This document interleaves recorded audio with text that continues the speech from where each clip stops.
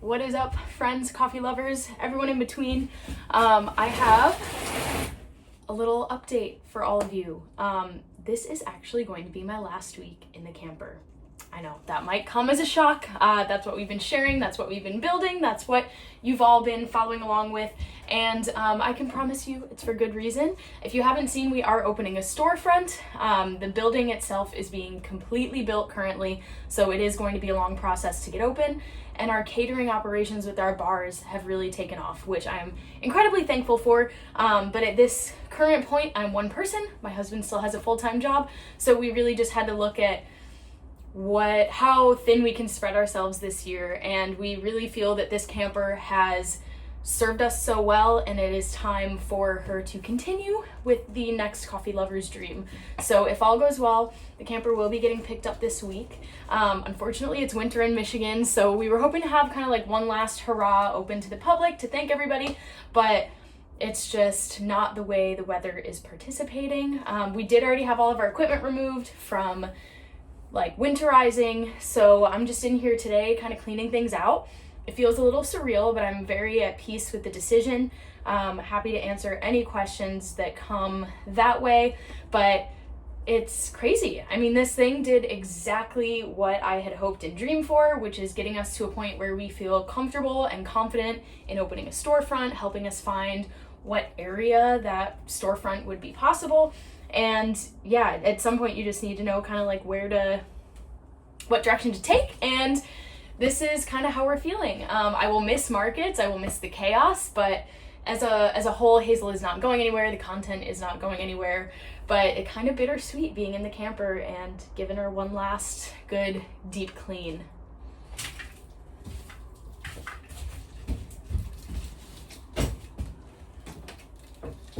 Now, I'm still very available, if not more available, now to help answer questions about camper life, trailer life, cafe builds, all of that. It absolutely did everything that we had hoped in getting us to the point that we are, but it is also incredibly physically demanding. Yeah, a lot of like bittersweet feelings as we clear this out. We did sell the trailer without equipment. A lot of the equipment we use for our mobile bars still, or we'll be moving into the cafe. But it happened very fast. I usually kind of get my mind set on something and then pretty quickly can be like at peace with the outcome. And that was how this whole process went down. Brian and I started talking about it, and we just felt with how demanding the cafe build is going to be and kind of having like an uncertain timeline with that, it was best to not spend our energy restocking the camper and loading everything and gearing up for another season. The way that inspections in Michigan work is you have to get 2 per license year, and the license year ends in April. So we've only gotten 1 inspection this year. So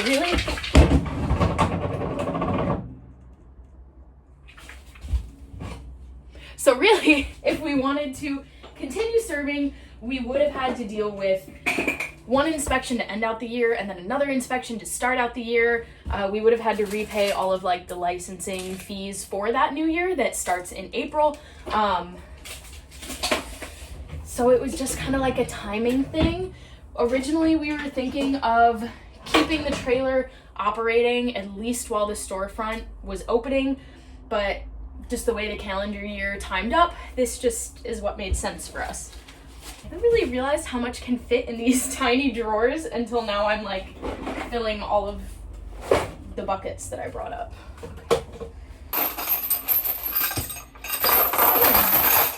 Some of this stuff that like I likely will not be using, I will probably leave for the next owners.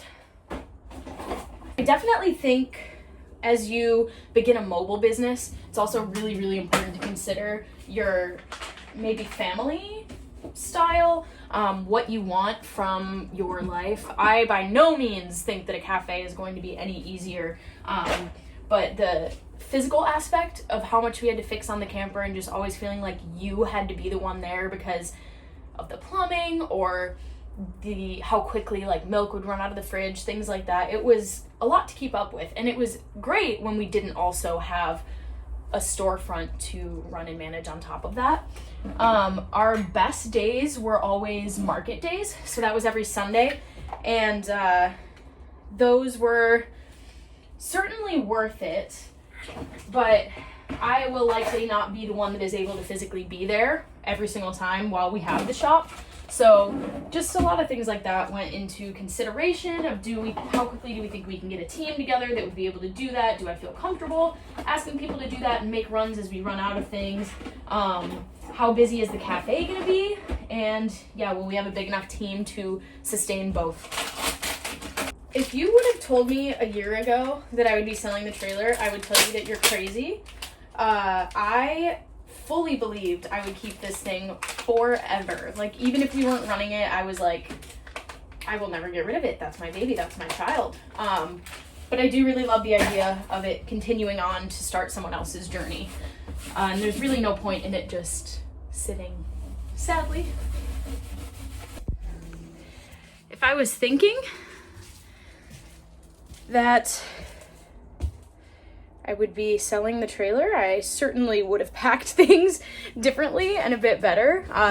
This really was just like a beginning of the season decision that we ran with. So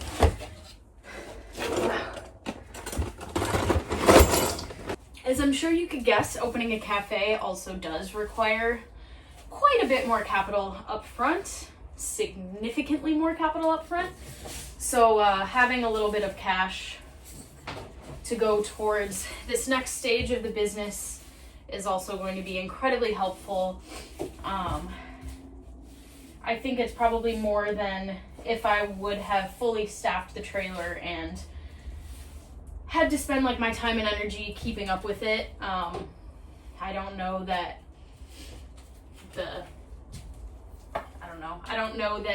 at the level I would be able to do that if we'd see the same return. I do believe I mentioned in one of my videos that a while back we were looking into ways to operate year-round. We were hoping to pull into basically like a garage or like a bay door and serve throughout the winter. Unfortunately, the township we were looking to do that in denied that request, deeming it a fire hazard.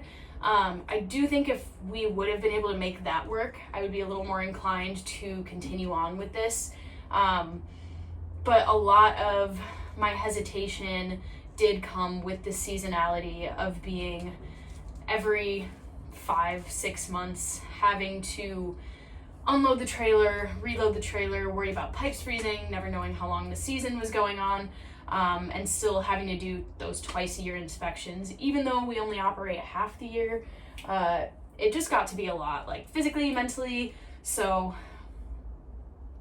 do I think there are ways we could have continued? Yes, but the stars just weren't aligning.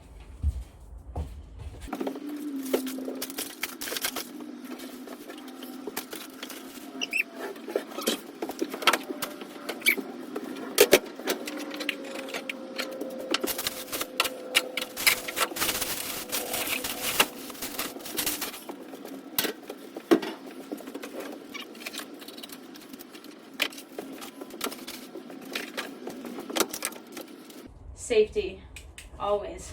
I think she's done now. I think pretty much we're just taking all this into the basement and organizing forever and ever and ever. So where are we at with the build out? We do have quite a ways to go, but this is my little binder. The process for like setting everything up is actually super similar to the trailer, just on a larger scale. So this, at least for Michigan, this is like the plan review process. It gives you like a step-by-step guide of everything that you need to do. Before you can begin building, you do have to submit your plans. So I haven't submitted this binder yet because we are still waiting. I think today our architect is gonna have everything, plumbing, electrical, all that sent our way so I can add it to this packet and then send it in. First few pages are really just things like what's the address of the space, who's the owner, what type of license, how many people can it seat, and that tells you the fee that you have to pay. So for us, it will be $697. It's like a 1,200 square foot shop, so that fits within kind of the lower, the second tier category. So anything under 2,000 square feet is $697. So I'll have to write that check. And that amount is just for them to look over these plans. So you pay a separate fee when it's time for your actual inspections. That's like just to review this packet.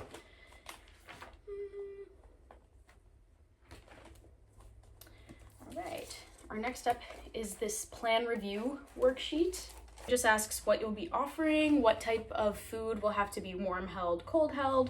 Our biggest risk is going to be milk, which is the same as the trailer. Any of our pastries that we would carry, we would not make in-house. We're not gonna have a kitchen. So we have to list like the license of the person we're getting those from, how we plan to hold them, how often they're bringing them to us. Do they need to be warmed up? Do they need to be kept at a certain temperature? You have to list everything, like every piece of equipment, every like sink, what the sinks will be used for. One other section we are waiting for is this. It's everything with like your plumbing, and a plumber does have to do that. So our MEP, which is mechanical, electrical, plumbing people, have sent that over. So I need to print it out and get it in here. But that's just asking like what type of gaps you'll have between each vessel that carries water, as well as what type of like water supply lines you'll be using, where it like drains to sewage wise. So a lot of that for like the township. You need to list every type of surface you'll have, because they have certain specifications about what type of like flooring, counters, backsplash you can have. They all need to be like a clean, wipeable surface. So nothing that can get disgusting over time, things that are easy to clean. And then the rest is, yeah, mostly just equipment listing. So I have that plumbing section labeled off that I need to fill out, and I left a blank space for our water heater because we were kind of waiting for a suggestion from our architect on that. Hopefully all of this will be turned in today. It did take a couple weeks longer than we had anticipated, so we're already a tad behind schedule, which is normal. Okay, next we have our SOPs. If you don't know what those are, they're standard operating procedures. I'm fairly certain every county would have you fill these out. It literally lists every single thing on your menu, how you get it ready, where you get it from. There's things like, what do you, certain like employee specifications. So what do you do if you catch an employee coming into work sick? Who's responsible for talking to them? What are the repercussions? See, how are you sanitizing everything? What needs to be sanitized? This is like, how will employees be made aware of their responsibility to report listed symptoms and illness within this procedure? And what records will be kept? So I said it'll be in our standard operating procedures, as well as on signs in the shop. It will be in their paperwork that they sign when they get hired on. A lot of this we could just kind of fill out as NA because we will not be cooking, but we did have to list a lot about milks and how we grab the pastries. So where the milk's being stored, how are they being temp controlled, and things like pastries. Obviously, you don't want people grabbing them with their bare hands, so what type of utensils will you be using? What happens if you drop one of those utensils? So it's really just supposed to be like a guideline of standards for your space that employees should follow, as well as SOPs you're usually required to keep on site so that baristas and employees can always like reference it as a guide as you're moving along. I do have my food manager certificate already. That you need to take every couple of years. So that is in there, just a copy of it to be tied to the shop. You need a copy of your menu. I've got my blank for my plumbing and electrical. And then you need equipment spec sheets. So there's usually like a little one sheet. It's like the type of equipment, how much power they pull, basically everything you need to know about this in order to make sure it fits within your plan and that your plumbing connections work, you have the right amount of electricity, everything that you need to know about equipment and where it will fit in, all that. I am happy to link our equipment below as we get going.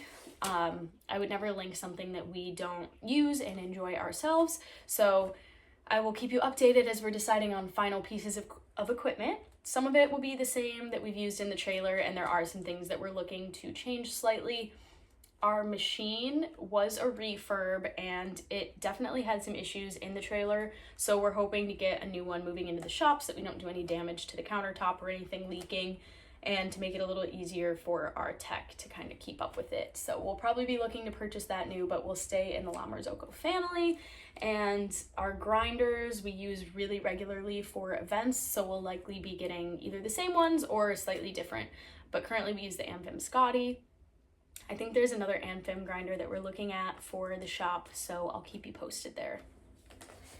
This is it. So once I get those plans, they'll go in here. You just drop them off in the box of the health department with your check, and they have 6 weeks to review these plans and get back with you. There could be some back and forth if they don't like the layout of something or the material that you're planning on using, but once they sign off on this, your builders are good to get started, and then you have a couple different inspections throughout there until you can open. But I feel decently about where we're at here.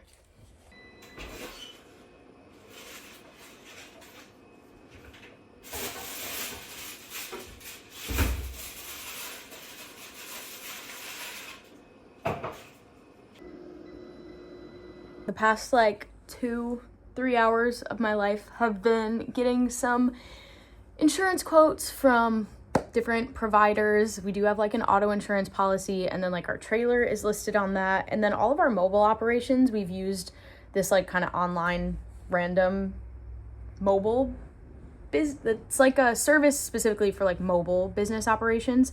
So now we're looking to get obviously a commercial policy for the space, but then tack on everything mobile onto that. So it's just a little bit more in depth, and then you have to think about like workers' comp and all of that. So having to just estimate how much money you think you'll be making, how many employees you think you'll be having, answering different questions about like the different risks that you have being in each space. And then that catering element, like what percentage of the business will be that, who will be driving your vehicle, just a lot of questions. So that took up a decent chunk of time. I'm looking to get around like 3 quotes. So then each phone call, is like an hour to kind of go through that. But obviously a necessary part of the business. Our lease has some like specific stuff in there that we also need. So made sure all that was good. And as soon as we get the trailer out of the driveway, I will be able to hopefully drop that insurance we've been using and then just fully pick everything up commercially with one of the bigger names. Feel a little more secure in that, so it'll be worth the work in the end. Followed up with our architect to see if we can get those plans rolling so I can get all that printed, and got a lot of event inquiries coming through today. I did realize I kind of made a mistake. So when we closed our trailer, I marked the business on Google, which we do get a lot of inquiries through people just looking on Google. I marked the business as temporarily closed, not thinking about the fact that that wouldn't just get rid of the truck location, it would also get rid of our like overall listing as like a bar or a catering company. So I randomly thought of that the other day, and since I relisted that, the inquiries are coming back in. So thankful for that, but it's definitely, when you're mobile and you're moving spots, it can be a lot to try and like keep up with the address, the change in hours, verifying everything, and then when you close for the season, having to like remove the address but still keep your business available if you're going to be doing like mobile carts is a lot. But the wonderful couple that's looking at buying the trailer just sent me a picture. They're overnighting their check, so things are moving. It's happening really fast. I'm very excited for them. I spent some time in the basement organizing into boxes, different things for the cafe. Obviously, we have everything from our trailer, so I was going through that, seeing what we wanted and what needed to be we need to get new. And then started throwing, I've been slowly thrifting different like decor, picking up things that maybe around the house, like I don't necessarily want in the house, but would be good for the shop. A lot of like coffee themed things, of course, and just started organizing that into boxes. I got some really awesome like mugs from a local potter out of the Village Arts Factory where we parked. He rents space and rents space from like the Potters Guild over there. And I've always loved his work. So he made us really cool like cappuccino cups that we're going to have in the shop. So went and packaged those. We also have our drip cups. I'll still need to get like latte mugs and saucers. And yeah, just trying to piece together what we have, what we don't have. But it's weird because all that stuff just sits in boxes. And I know the fun part of unloading and decorating is like the very last step. So we have a lot of things we have to do until we get there, but we're hanging on. I know this video is jumping around all over the place, but I had an event early this morning. It was at an elementary school. There is an insurance agent that specifically does insurance for teachers, and he uses his marketing budget to find a different school every month. So we go with him. He's there to like answer questions about insurance and whatnot, and we serve coffee, and teachers always love coffee. So if you're seeing this and you have not reached out to schools about Teacher Appreciation Week, now is your time. It's always our busiest of the year. Usually you can find companies or parents or the PTA to sponsor it. So get on that. The sooner the better. I bring the rocket usually for like elementary schools or places that I know there's a little bit less staff. The reason I use that machine for these events is setup is always a bit of a question. So the other machine can sometimes take like 20-30 minutes to heat up.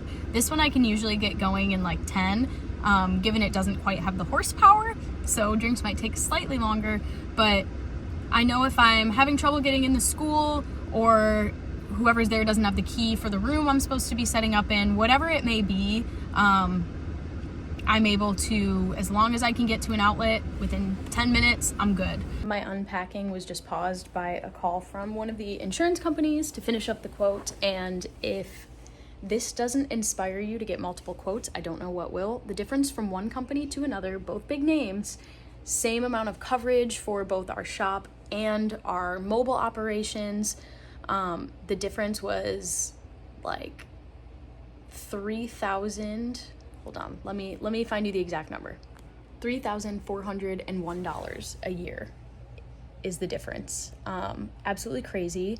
The company that we are going with is also a local agency, so they knew the area, they were like familiar with our business, so I feel really good about that. I'm actually gonna also get our like house and other car and Brian's motorcycle all quoted out in there too.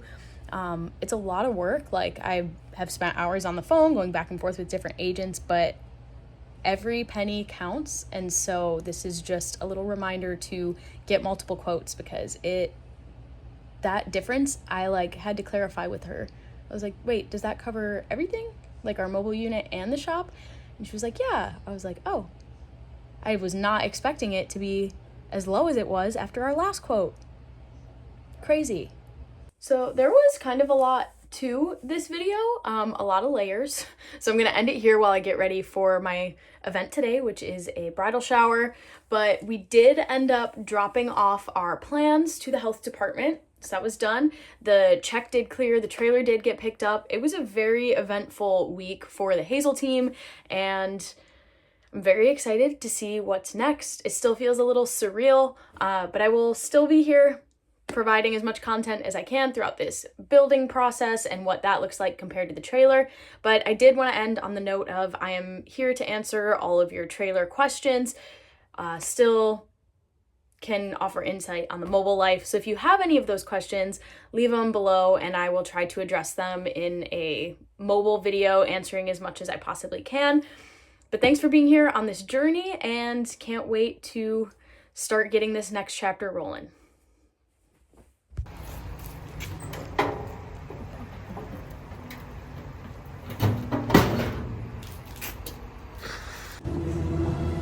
Bye, buddy. Hope you find your dad. Thanks, Mr. Narwhal.